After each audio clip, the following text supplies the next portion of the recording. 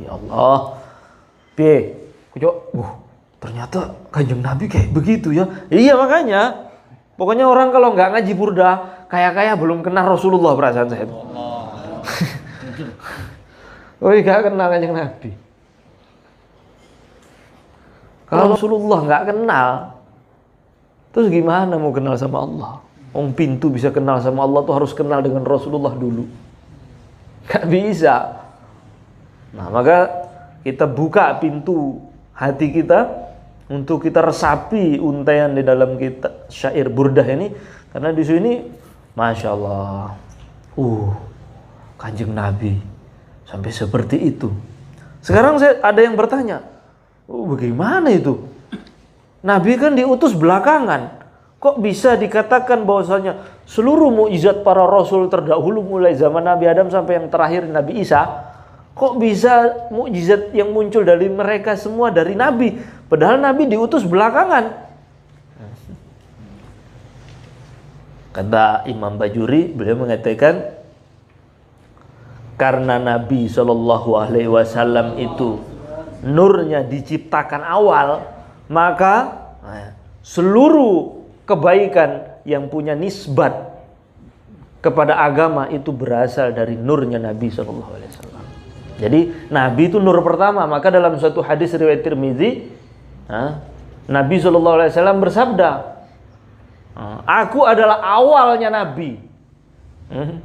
Aku itu Nabi pertama. Sementara Adam itu masih antara air dan tanah. Jadi Nabi Adam tuh penciptaannya belum sempurna, masih antara air dan tanah. Aku sudah jadi Nabi duluan, kata Nabi. Kan ada sahabat yang tanya, kapan engkau jadi Nabi? Aku jadi Nabi waktu itu Adam masih antara tanah sama air, belum nyatu. Saya sudah Nabi. Jadi Rasulullah itu dilihat dari segi pertama nur semua para nabi berasal dari nurnya Rasulullah SAW, berarti beliau adalah nabi pertama. Tapi dilihat dari segi siapa yang pertama kali diutus, ya Nabi Adam, dan beliau terakhir diutus. Tapi dari segi penciptaan, beliau itu adalah yang pertama. Jelas ya? Beliau adalah yang pertama. Ya Allah. Terus kita nggak pernah minta, nggak pernah doa, tentunya cenger lahir di akhir zaman langsung jadi umatnya. Wih, hebat betul antum itu. Ya benar. Ini apa ini? Kemuliaan apa mendadak begini? Nggak tahu. Wong para nabi dahulu itu doa pingin jadi umatnya. Itu nabi-nabi terdahulu itu doanya, Allahumma ja'alni min ummati Muhammad. Lo kita gak pernah minta, gak pernah apa, tentunya nongol langsung jadi umatnya. Itu pun lupa-lupa sholawat. Oh alah.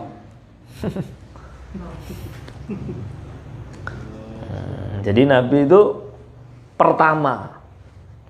Dan seluruh para nabi, seluruh para nabi itu mengabarkan kepada umatnya atas kedatangan sang nabi di akhir zaman itu. Fa innahu syamsu fadlin. Beliau itu diibaratkan bagaikan mentari keutamaan. Hum kawakibuha. Sementara seluruh para nabi adalah bintang gemintang yang kecil-kecil saja. Yuzhirna anwaroha. Para bintang-bintang itu menampakkan anwaroha, cahaya mereka, linnasi kepada manusia, fizzulami di tengah kegelapan malam. Jadi begini, ini sebenarnya berhubungan dengan bait sebelumnya. Bait sebelumnya kan begini, seluruh para nabi mukjizatnya itu bisa jadi mukjizat, bisa nongol, itu sebenarnya bersambung dengan mukjizat miliknya nabi. Semua nur yang dibawa oleh para rasul itu nyambung semuanya berasal dari nurnya Rasulullah. Berarti Rasulullah adalah sumber cahaya yang dimiliki oleh seluruh para rasul tersebut. Kan begitu? Seperti matahari. Matahari itu sumber cahaya, dia punya cahaya sendiri. Nah, tapi kalau bintang-bintang itu nggak punya cahaya sendiri, tapi dapat cahaya biasan dari matahari. Nah, gitu loh maksudnya. Nah, ketika matahari itu berada di bawah bumi, maka pancaran cahaya kan karena ada dari bawah membuat seluruh bintang-bintang tuh jadi bercahaya. Berarti cahaya bintang itu sebenarnya cahaya matahari. Karena sebenarnya bintang nggak punya cahaya, cuman punya kekuatan tampilan untuk menyerap cahaya matahari. Hingga kita yang di dunia melihat bintang bercahaya. Jelas? Nah, bintang-bintang itu adalah seluruh para nabi memberi petunjuk cahaya kepada umatnya di tengah kegelapan zaman. Nah, zulami maksudnya kufur ya. Sebagaimana gelap malam itu ya nggak ada cahaya, orang akan tersesat. Maka dengan adanya bintang kita bisa tahu arah.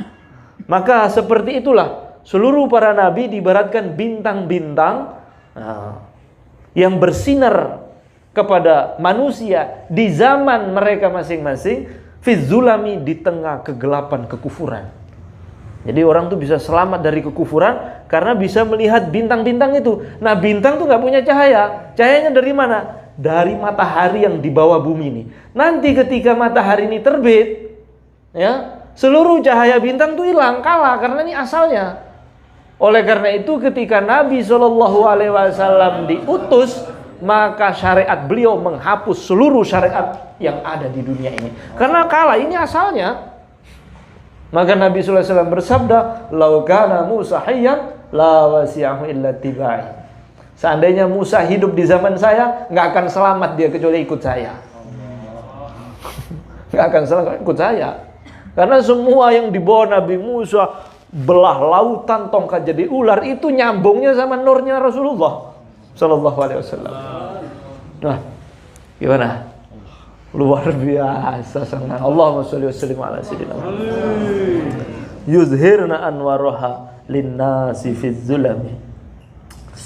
Wah, sini kalau dibahas ini enggak. Ya Allah.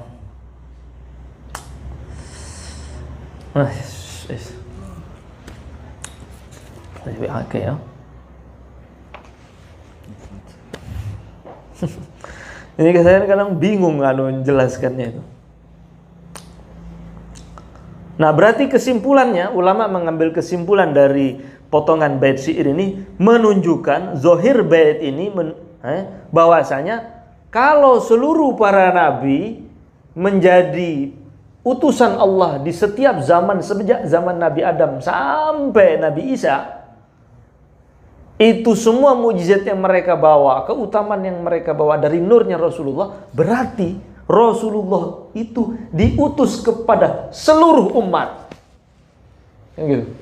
Ini pendapat Imam As-Subki. Pendapat Imam Subki berarti kalau begini, Nabi itu sebenarnya diutus kepada seluruh umat. Seluruh umat. Karena untuk memberikan cahaya, itu Nabi menjadikan para nabi semua itu sebagai wakil. Siapa yang mau nongol zaman sekian? Zaman Fir'aun, Musa. Ambil bendera saya. Kayak begitulah.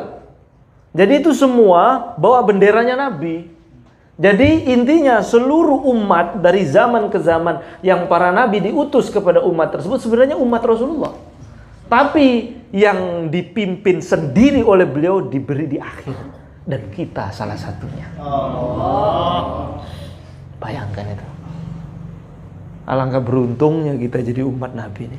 Beruntung banget. Nah, ini pendapat Imam Subki. Nah, jadi seluruh umat itu hakikatnya umatnya Nabi. Karena seluruh para Nabi itu adalah utusan beliau sebenarnya. Untuk muncul di setiap zaman. Terakhir.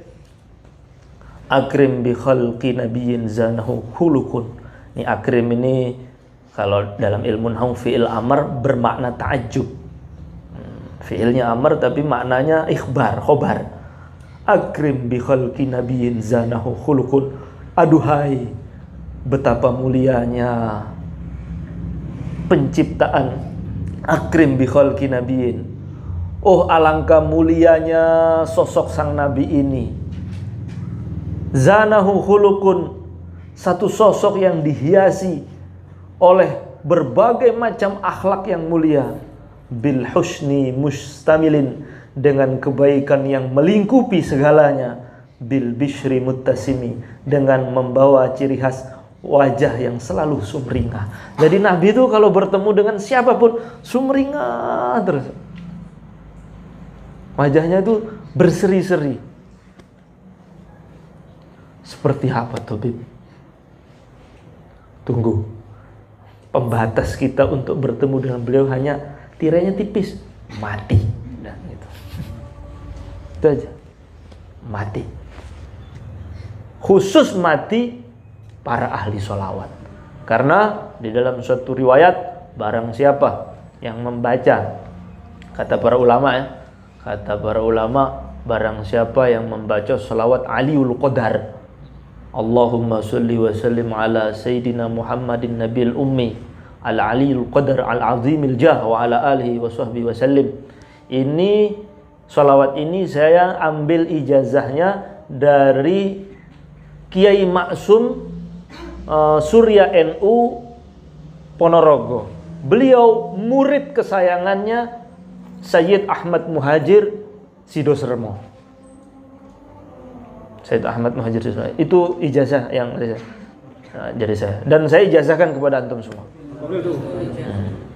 Barang siapa yang istiqomah membaca sholawat Aliul Qadar ini, maka ketika dia mati, yang masukkan dia ke liang lahat itu langsung Rasulullah SAW. Rasulullah akan hadiri kematiannya. Intinya seperti itu. Allah Subhanahu wa Ta'ala akan takdirkan sang Nabi kekasihnya akan menghadiri wafatnya ahli sholawat ini. Bagus itu sholawat Aliul Qadar. Oh, betapa mulianya sosok sang Nabi yang pada dirinya dihiasi berbagai macam akhlak, kemuliaan. Bil husni mustamilin. Nah, ini dari sosok, dari segi zatnya, beliau zanahu khuluqun, dihiasi dengan berbagai macam akhlak yang mulia, sehingga Allah Subhanahu wa taala berfirman, wa innaka la'ala khuluqin azim. Wahai Muhammad, sesungguhnya engkau memiliki akhlak yang sangat agung, ya. Bil husni mustamilin, dengan kebaikan yang melingkupi. Jadi bisa nggak? Lihat deh. Lihat botol ini. Atau lihat ini, kertas yang di depan saya ini. Warnanya apa? Putih. Bisa nggak berpisah antara putih sama kertas? Nah, ini lebih putihnya, itu kertas. Kan nggak bisa. Namanya sifat itu selalu menempel dengan yang disifati. Nah, seperti itu antara kebaikan dengan Nabi. Kebaikan tuh nggak bisa lepas dari Nabi karena memang milik beliau. Itu maksudnya bil husni mustamilin, bil bishri muttasimi, dan ciri khas beliau wajahnya selalu sumringah. Hingga orang tuh kalau susah ngelihat wajah beliau tuh, sudah plong gitu. Kazahri fi tarofin. Nah, ini beliau kazahri fi tarofin. Nah, beliau seperti bunga. Tahu bunga mawar? Tahu mawar ya? Mawar, melati. Antum pegang kelopaknya, terus antum gini kan? Sudah? Nah, itu namanya tarof. Nah, ini mawar itu mawar. Pokoknya bunga. Bunga. Az-zahr itu artinya bunga. Fi tarofin. Tarof itu kelembutannya. Kalau antum kan coba sentuh mahkotanya bunga diginin, halus. Nah, seperti itu kulitnya Nabi. Kazahri fi tarofin. Beliau seperti bunga dalam kehalusan kulit dan tangannya. Maka Sayyidina Anas bin Malik pernah menyampaikan, aku tidak pernah menyentuh baik sutra atau sutra yang kelasnya yang tertinggi, yaitu sutra dibaj, namun semuanya kalah, semuanya masih lembut, tidak akan bisa mengalahkan kelembutan telapak tangan Rasulullah. Jadi lembut sekali tangannya itu, sehingga Sayyidina Anas, aku tidak pernah menyentuh sutra atau sutra dibaj. Dibajan itu sutra yang halusnya itu tingkat tinggi, yang lebih halus melebihi tangan Rasulullah sallallahu alaihi wasallam. Maka di sini beliau digambarkan kazahri fi tarafin. Lembutnya tangannya itu, kulitnya seperti mahkota kelopak bunga. Wal badri fi syarofin, dan beliau seperti bulan purnama yang sempurna cahayanya, fi syarofin, dalam menggambarkan kemuliaannya. Jadi coba kalau sudah bulan purnama, kalau sudah datang bulan purnama, bintang-bintang itu ya jadi bukan perhatian, mata kita hanya tertuju kepada bulan. Lah begitu. Ketika beliau itu muncul ke muka bumi ini, semua perhatian alam semesta itu tertuju kepada beliau. Yang lain tuh jadi gak kereken. Iya, karena semua sudah ada pada diri beliau. Wal badri fi syarafin, beliau itu ibarat purnama dalam kemuliaan. Wal bahri fi karami, dan beliau itu seperti lautan dalam kedermawanan. Jadi laut itu mulai ikan kecil, ikan besar jadi garam, airnya jadi garam, dilihat tampak indah di pesisirnya, anginnya sejuk. Pokoknya nggak ada yang kurang kalau di laut itu. Laut itu memberikan kemanfaatan itu semua. Rumput lautnya itu loh, vitamin, karangnya itu loh indah. Di dalam ada permata, minyak bumi, pokoknya. Maka kalau ada orang itu loman, dermawan, diibaratkan seperti laut, dan itu hanya milik Rasulullah. Wal bahri fi karamin, di antara kedermawannya yang beliau miliki, apa yang beliau miliki, beliau akan berikan siapapun yang minta jika itu karena Islam. Wadahri fi himami. Masya Allah. Wadahri fi himami. Dan beliau itu seperti zaman dalam tekad dan semangatnya. Ya, maksudnya gimana? Dalam urusan tekad dan semangat, beliau itu diibaratkan seperti zaman. Ayo, apa maksudnya? Yang tahu cerdas. Jadi menurut orang Arab itu suka memberikan gambaran di dalam syair-syair mereka. Kalau menggambarkan sosok orang yang punya semangat tinggi, maka mereka mengatakan himmatuhu kadar, ya. Semangat tekad dia itu seperti zaman. Coba lihat, ya. Antum mau setuju tidak setuju, suka tidak suka, orang jahat tetap dengan jahatnya, orang baik tetap baik, tapi zaman tetap berjalan. Ada yang bisa ngalahki zaman? Saya nggak setuju. Ketika saya ngomong nggak setuju saya ini loh, sudah masuk 1 detik ke depan yang nggak bisa mundur. Bisa mundur? 1 detik ke depan ini baru nah, coba mundurkan 1, nggak bisa. Maka orang itu kalau semangat, punya tekad yang besar, diibaratkan maju ke depan terus seperti zaman. Jadi Nabi itu punya tekad dan semangat yang nggak bisa dihalangi. Tekadnya kuat sekali.